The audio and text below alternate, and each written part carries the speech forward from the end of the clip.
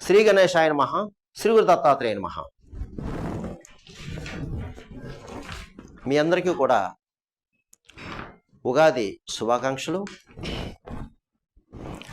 ఈ శ్రీ క్రోధినామ సంవత్సరం, ఈ సంవత్సరంలో ఉగాది రాశి ఫలాలు మీనరాశి వారికి ఎలా ఉందో తెలుసుకుందాం. మీనరాశి పురోవద 4వ పాదం, ఉత్తరాభాద్ర 1, 2, 4 పాదాలు, రేవతి 1, 2, 4 పాదాలు మీనరాశిలోకి వస్తాయండి. మీకు ఈ సంవత్సరం ఆదాయం 11, వ్యయం 5, రాజపూజ్యం 2, అవమానం 4.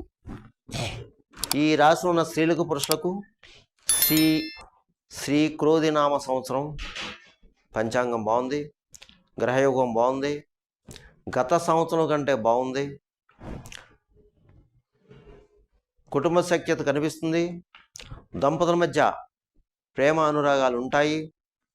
అయితే కొన్ని పరిస్థితుల కారణంగా గతంలో చిన్న మనస్పర్ధలు వచ్చి విడిపోయిన భార్యాభర్తలు ఎవరైనా ఉంటే ఈ సంవత్సరం మీరు కలుస్తారు, తప్పకుండా కలుస్తారు. అయితే ఒకసారి చక్కగా కూర్చొని సెటిల్మెంట్ చేసుకోండి, తప్పకుండా కలుస్తారు.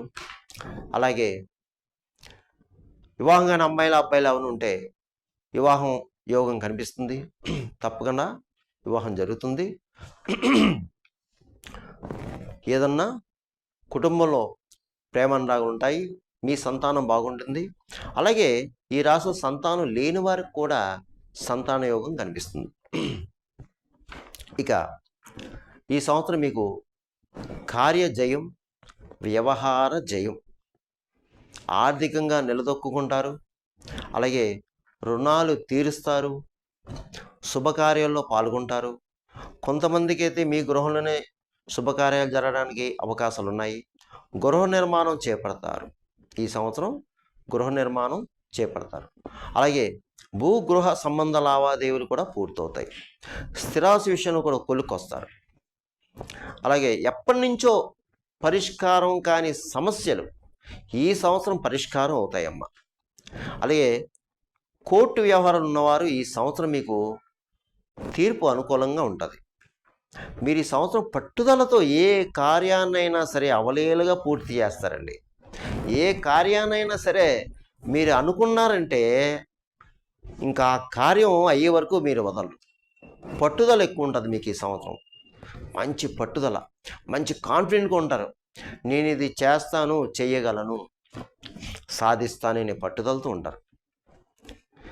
అలాగా పట్టుదలతో ఉంటేనే మీరు సాధించగలుగుతారు.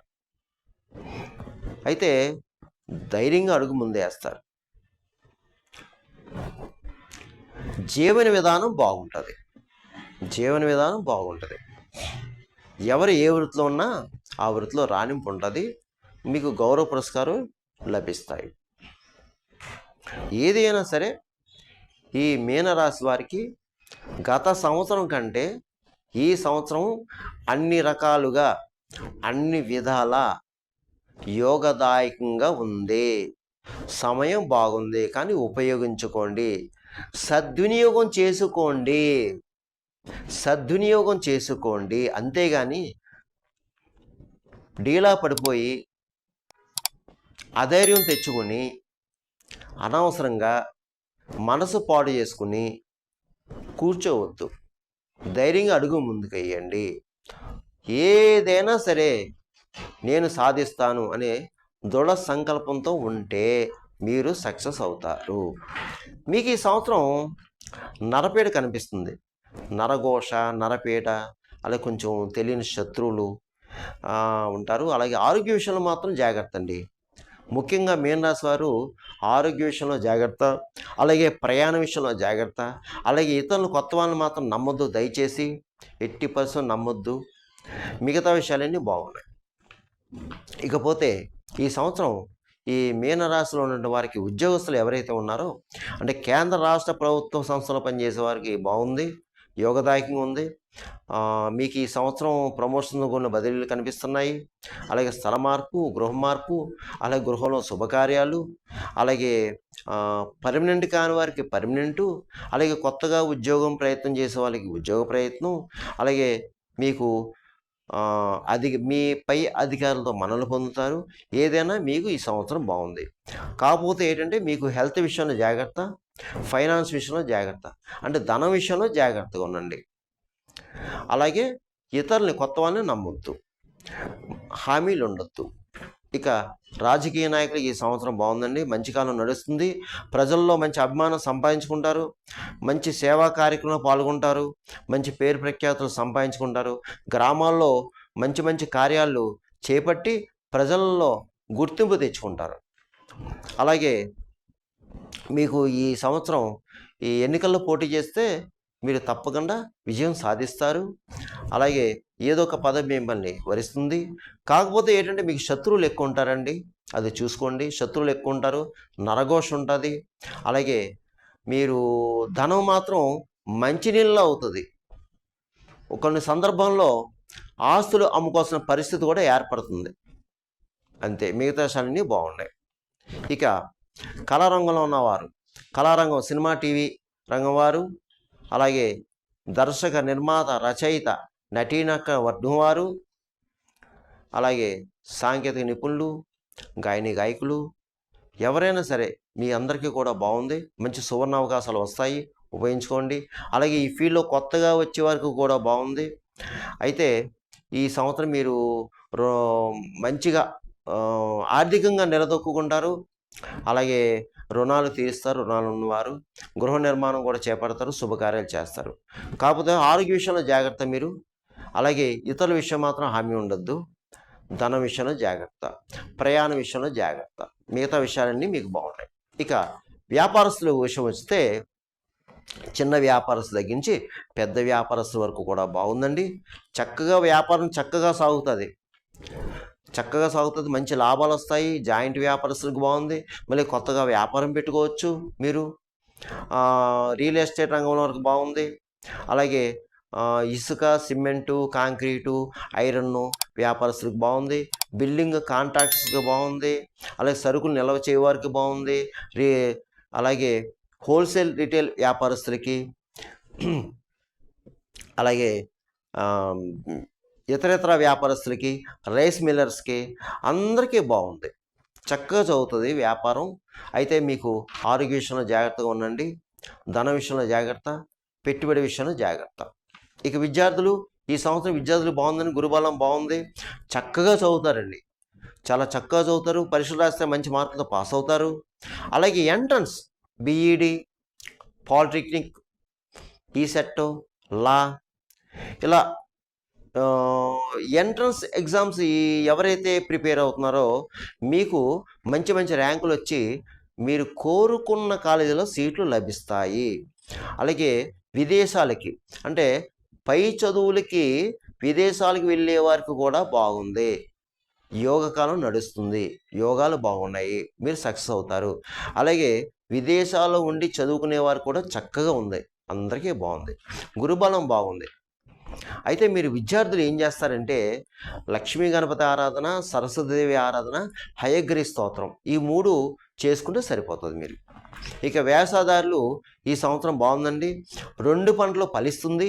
అయితే మొదటి పంట కంటే రెండో పంట బాగుంది.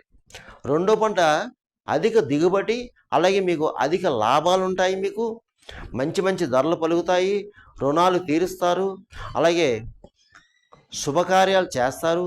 అలాగే కౌలుదారులకు బాగుంది, చేపలు, రొయ్యలు, చెరువు వారికి బాగుంది.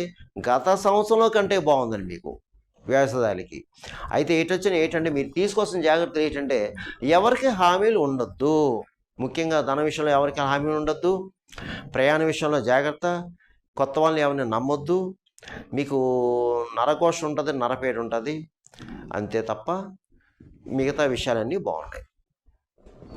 పోతే ఈ ఉగాది రాశి ఫలాలు కేవలం ఈ గోచారం, ఇది కొంతమందికి ఈ రాశి ఫలాలు వర్తించవచ్చు, కొంతమంది వర్తించలేకపోవచ్చు. అయితే ఈ సంవత్సరం మీరు ఏం చేస్తారంటే మీ యొక్క జన్మజాతకం కూడా చూపించుకోండి. మీ జన్మజాతకం కూడా ఒకసారి చెక్ చేసుకోండి. దాంట్లో జరిగే దశాంతర పరిస్థితి ఏంటి, ఆ ప్లానెట్ ఉన్న పొజిషన్ ఏంటి, ఇప్పుడు యొక్క మన పరిస్థితి ఏంటి చూసుకుని ఆ సమస్యలు ఉన్నవారు నేను ఇప్పుడు చెప్పే పరిహారాలు ప్లస్ మీ జన్మజాతికి రీత్యా వచ్చే పరిహారం చేసుకుంటే మీకు ఈ సంవత్సరం అంతా యోగిస్తుంది, అందులో సందేహం లేదు.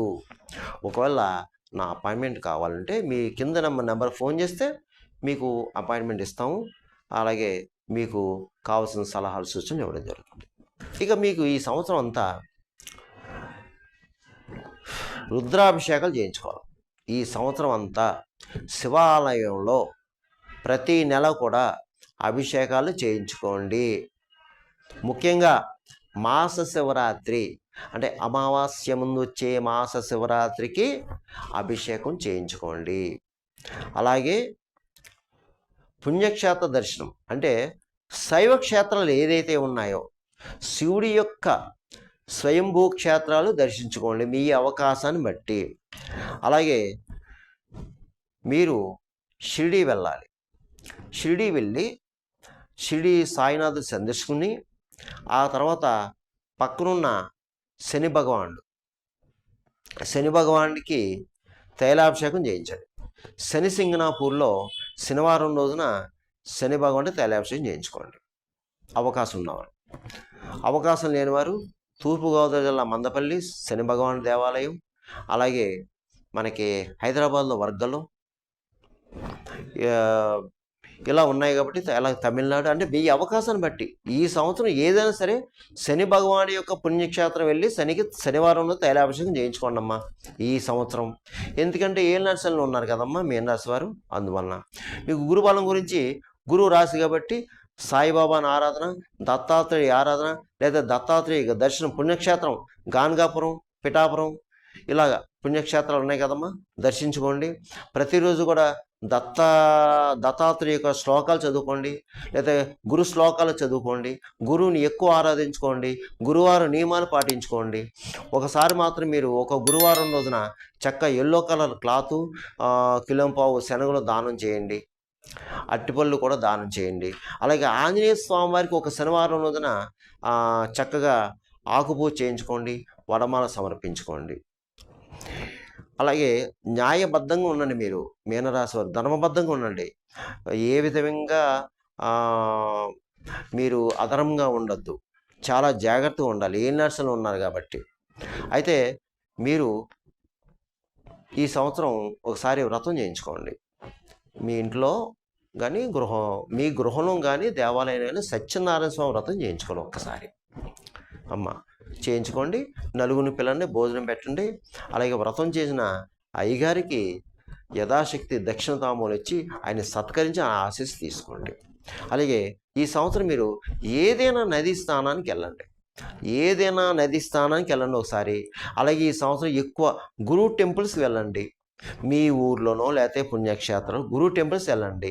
ఇంకా అవకాశం ఉన్నారు ప్రతిరోజు కూడా మీ ఊర్లోనే దగ్గరలో శివాలయ దర్శనం చేసుకోండి సాయంత్రం వేళలో. ఇవన్నీ చేసుకుంటే మీకు అన్ని విధాలా బాగుంటుందన్నమ్మా. మీరు ధైర్యంగా ఉండండి, ఏ విధమైన ఆలోచన పెట్టుకోవద్దు. అడుగు ముందుకైనా మనోధైర్యంగా మనోనిబ్బరంగా ఉండండి. మీనరాశి వారు బాగుంటుంది. ఇక మీకు ఈ సంవత్సరం కలిసి వచ్చే లక్కీ నెంబర్ 3వ నెంబర్ 3 నెంబర్ లక్కీ నెంబర్. అలాగే కలిసి వచ్చే కలర్ పసుపు, నారింజ, క్రీమ్ కలర్, బంగారపు రంగు. ఈ 4 రంగులు మీకు కలిసి వస్తాయి. ఇకపోతే మీనరాశి వారు ముఖ్యంగా చెప్పవలసింది, ఎవరైనా సరే మీనరాశిలో ఉన్నటువంటి వారికి పితృదేవతలు ఉంటే పితృదేవతలకి వారికి తిలతర్పణాలు వదలండి. ప్రతి నెల అమావాస్యకి కనీసం అయ్యగారికి పితృదేవతల పేరు చెప్పి స్వయం పాకం దానం చేయండి తప్పకుండా. అలాగే ఏదైనా నదీ క్షేత్రానికి అవకాశం ఉన్నప్పుడు వెళ్ళి అక్కడ పిండ ప్రదానం చేయండి పితృదేవతలు ఉన్నవారు పితృదేవతలకి.